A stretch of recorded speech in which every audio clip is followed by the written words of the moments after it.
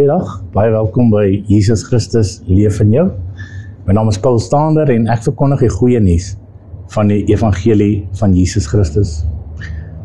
Vandag wil ek met julle gesels oor 'n aspek wat ek dink almal van ons raak, en dit is oor geloof. En ek wil vir julle wys dat daar 'n verskil is tussen hoe die wêreld geloof sien en hoe God geloof sien. Julle moet onthou dat ons leef in 'n natuurlike wêreld. So daar is twee realiteite waarin ons leef. Daar's 'n geestelike realiteit en dan 'n natuurlike realiteit. En die Bybel sê dat die natuurlike mens nie die dinge van die gees van God aanneem nie, maar dit is vir hom dwaasheid en hy kan dit nie verstaan nie. Met ander woorde, daar is 'n groot verskil tussen die manier hoe die wêreld na goed kyk en hoe ons as gelowiges na goed kyk.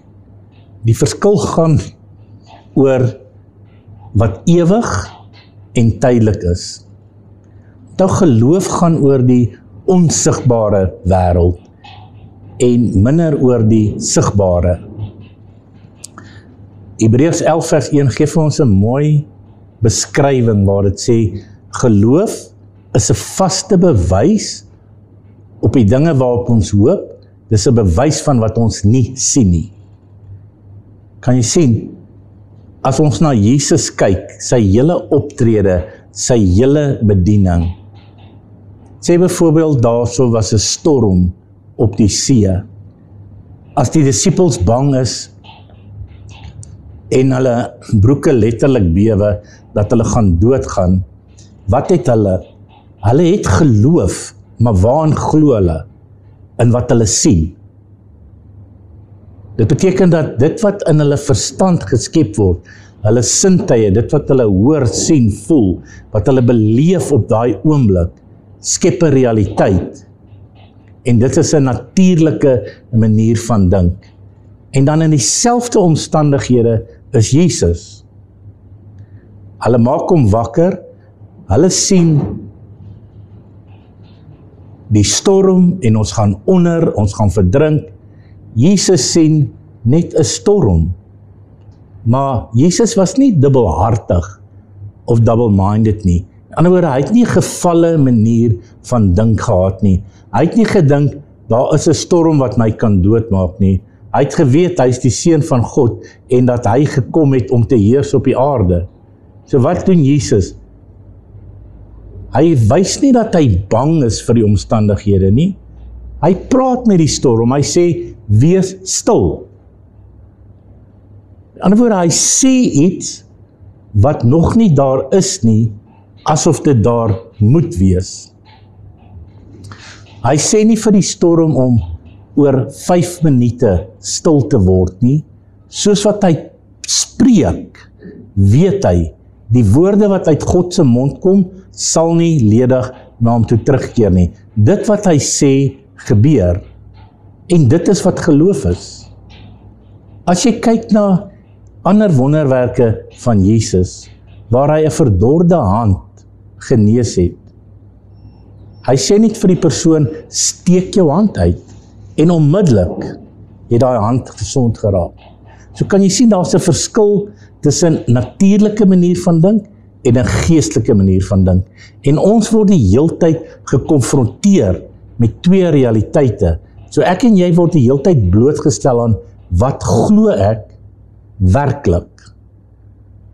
Onthou, dit is baie maklik as jy tussen gelowiges is en in die gemeente te praat en almal saam te stem en sê, maar ek is geensins bekommerd oor die dag van môre nie, want ek glo God sal vir my voorsien. Nou, as jy nou môre jou werk verloor, of iets gebeur met jou besigheid, waarin glo jy dan? Glo jy dan in die omstandighede wat gebeur het, of is jou geloof nog steeds in God en in sy woord? Laat 'n mens dink, né? As jy byvoorbeeld ons wat gesond is, of as jy gesond is, dan praat jy, dan sê jy, dank die Here, deur sy wonde is ek genees. En jy leef so, en jy glo dit, en dit is jou realiteit. Maar dan kom na 'n paar jaar, nou gebeur iets. Nou gaan jy vir 'n mediese ondersoek, of iets begin jou pla in jou liggaam, en nou sê die dokter vir jou, maar jy het nou hierdie of daardie siekte. Wat glo jy? In ander woorde, op daai stadium, wat is nou die grootste realiteit? Is dit wat die dokter sê, die realiteit of waarheid, of is dit wat God se woord sê, die realiteit of waarheid? Kan jy sien, die heeltyd word ons blootgestel aan hierdie twee pole wat teen mekaar opweeg. En dis hoekom dit so belangrik is om te besef dat God elkeen van ons 'n maat van geloof gegee het, en dat ons moet leer, jy hoef nie iets te sien voor dit realiteit is nie. Met ander woorde, ons moet leer om soos wat Jesus met die berg gepraat het, waar hy ons geleer het waar jy met 'n berg gepraat het. Hy het vir 'n vyeboom byvoorbeeld gesê, niemand sal ooit in der ewigheid ooit weer iets van jou eet nie. Die volgende dag toe hulle daar kom, is die vyeboom dood. Kan jy sien, die woorde wat hy gespreek het, het 'n realiteit geword. En dit is waaroor geloof gaan. Kom ek lees weer vir jou, Hebreërs 11 vers 1. Geloof is 'n vaste vertroue op die dinge wat ons hoop, 'n bewys van die dinge wat ons nie sien nie. Nou, hierdie vers het twee dimensies. 'n Vaste vertroue, met ander woorde, jy sê iets, maar en dan jy weet, jy hou vas, of jy dit nou kan sien of nie, jy glo dit gaan gebeur. En dan dis wanneer die bewys inkom. Nie verbeelding nie, met ander woorde, ek verbeel nie my dit gaan gebeur nie. Ek glo met my hele wese, dat wat ek God gevra het, of dit wat ek nou sê, die waarheid is. Geloof is nie om te verbeel nie. Geloof is om te weet. En wat moet ons weet? Ons moet weet dat die woord van God die waarheid is. Om te bewys, of om vir ons te wys hoe belangrik dit is en hoe groot krag woorde het, is ons as ons na die skepping kan kyk. Alles wat ek en jy sien, het ontstaan uit dit wat onsienlik is. Voor daar 'n heelal, voor daar 'n maan, son en sterre was daar niks nie.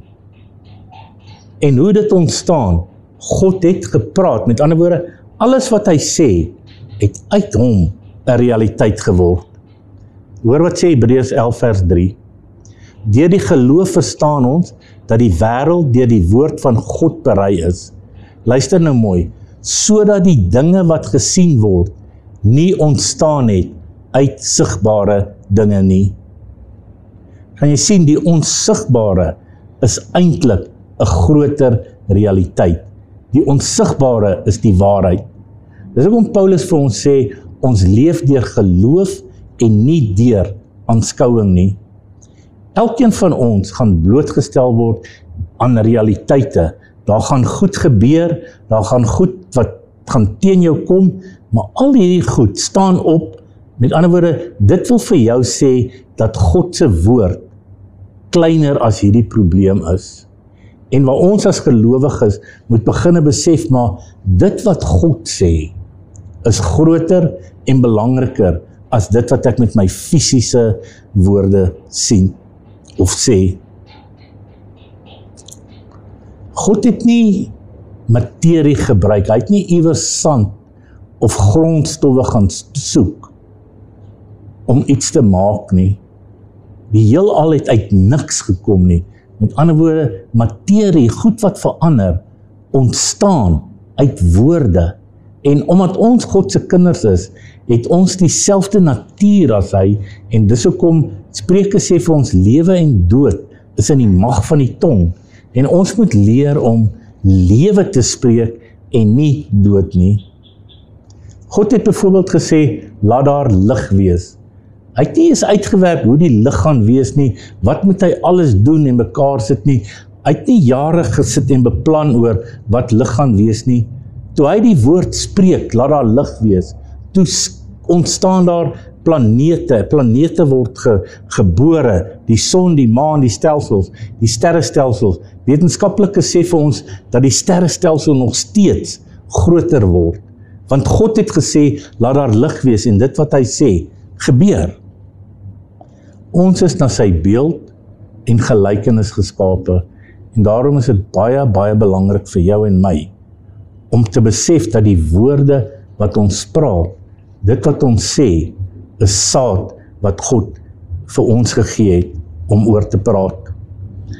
Daai gedeelte is in Spreuke 18:21, waar hy sê, dood en lewe is in die mag van die tong, en elkeen wat daarvan hou, sal die vrug daarvan eet. So wat beteken dit nou prakties vir jou en my?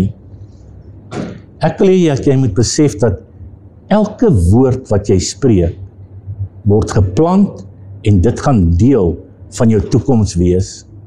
Dit gaan jou of opbou, of dit gaan afbreek. Dit gaan of lewe bring, of dit gaan dood bring. So jy moet vir jouself vra, as ek twyfel, wat saai ek? Dan plant ek mislukking. Maar as jy glo, dan plant jy vervulling. Ek wil weer vir julle Markus 11 vers 23 lees. Elkeen wat vir hierdie berg sê, hef jou op en werp jou in die see, en nie in sy hart twyfel nie, maar glo dat wat hy sê gebeur, hy sal verkry net wat hy sê. So dit gaan oor geloof is nie om te dink, geloof is om te glo. Geloof is om te sê wat God sê. Geloof is nie om te sê wat die dokter sê nie, wat die omstandighede sê nie, want God is groter as ons geloof. Waar Jesus gepraat het van berge, ons moet nie altyd dit sien as fisiese berge nie. Dit praat van hindernisse in jou lewe, dit praat van probleme in jou lewe. Met ander woorde, geloof is nie passief nie. Geloof praat. Geloof is iets wat God ons gegee het, een van die kenmerke, een van die eienskappe wat ek en jy as gelowig het gesê. 2 Korintiërs 5:7. Ons wandel deur geloof en nie deur aanskouing nie. Aanskouing is soos 'n GPS wat jy volg, is 'n pad waarop jy gaan, maar geloof is die ingenieur wat die pad ontwerp. Omdat daar GPS is, dit wat jy gesien het, daar gaan mos 'n pad wees waarop jy geloof. Dis hoekom dit belangrik is om 'n visie vir jou lewe te hê. God sê dat sy volk gaan ten gronde weens 'n gebrek aan kennis, en as jy nie 'n visie het nie, dan gaan jou lewe ook heeltemal beperk wees. So begin glo dat God 'n plan vir jou lewe het, begin glo dat hy vir jou iets voorberei het wat meer as jy kan bid of dink, en begin dit dan fisies vir jou 'n realiteit maak. Kry vir jouself doelwitte, skryf jou doelwitte neer en begin lewe daarin praat. Begin praat en leef asof dit wat jy glo alreeds gebeur het. Onthou, geloof reageer op God se waarheid. Die waarheid dat jy 'n oorwinnaar is en nie 'n mislukking nie. Die waarheid dat jy geliefd is en nie verstote is nie. Die waarheid dat God alles voorsien wat jy nodig het. Onthou, wat jy sien is tydelik. Ek wil vir julle 2 Korintiërs 4:18 lees. Terwyl ons nie let op die dinge wat gesien word nie, maar op die dinge wat nie gesien word nie, want die dinge wat gesien word is tydelik, maar die dinge wat nie gesien word nie, is ewig. Met ander woorde, dit wat jy sien, is nie 'n ontkenning van realiteit nie. Dit wat jy sien is jou realiteit in jou verstand. Maar as gelowiges, dis hoekom ons dit die Christelike geloof noem. Jy moet glo dat daar 'n groter realiteit is. Maak nie saak wat die probleem is nie. maak nie saak wat die siekte is nie, daar is 'n oplossing en daar is 'n oorwinning. Hoekom? Want Jesus het opgestaan. As hy nie opgestaan het nie, dan het ons nie in hierdie oorwinning geleef nie. As Jesus net gesterf het vir ons sondes, dan sou ons almal dood gewees het, want ons het saam met hom gesterf. Maar omdat ons saam met hom opgestaan het, het ons nou alles gekry wat Jesus het. Die Bybel noem ons erfgename van God en mede-erfgename van Christus. Met ander woorde, toe Jesus sy lewe gee vir ons, toe gee hy vir ons die opstandingskrag, toe gee hy vir ons God se liefde, toe gee hy vir ons die vermoë om te kan glo, die vermoë om soos God te kan wees, die vermoë om te kan wandel soos wat Jesus gewandel het. En dit alles doen ons deur geloof. Die woord is duidelik, dit sê, ek vermag alles, ek kan alles doen deur Christus wat my die krag gee. Onthou, die Bybel sê dat God jou nooit gaan begewe en jou nooit gaan verlaat nie. So hierdie tyd van die jaar waar jy dalk voel maar ek is alleen of ek het iemand nodig, begin glo wat die woord sê. Begin glo dat jy nie alleen is nie. Dit is baie maklik om te verval in 'n manier van dink waar 'n mens kan dink, maar hier's nou niemand by my nie, so ek moet alleen wees. Maar daar's 'n groter realiteit. Die woord wat byvoorbeeld sê, ek sal jou nie begewe of ek sal jou nie verlaat nie. 'n Goeie voorbeeld om vir ons te wys hoe belangrik geloof is en hoe belangrik dit is om nie vas te kyk in wat jy sien nie vas te kyk in wat jy hoor nie. As ons na Noag en die ark kyk, God het vir Noag gesê dat die wêreld gaan met 'n vloed vergaan. Daai tyd was daar nog nie reën nie, hulle het nie eens geweet wat reën beteken nie. En God sê vir hom, hy moet 'n skip bou, en dan gaan al die diere van die wêreld, wat daar so is, 2 gaan in die skip inkom. In ander woorde, Noag het 'n klomp goed gehoor, maar die verskil is, hy het dit geglo. Hy het geglo wat God gesê het, en hy het gedoen wat God gesê het, sonder dat daar enige bewyse was. Dieselfde met Abraham. God het vir hom gesê, hy gaan hom 'n vader van baie nasies maak.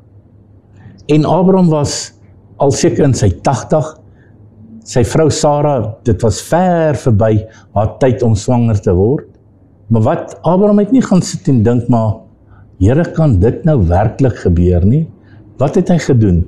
Hy het geglo, en toe hy glo, toe dit oorgaan tot aksie, toe hy iets doen, toe gebeur die wonderwerk, toe raak Sara swanger, en toe word Abraham 'n vader van baie nasies.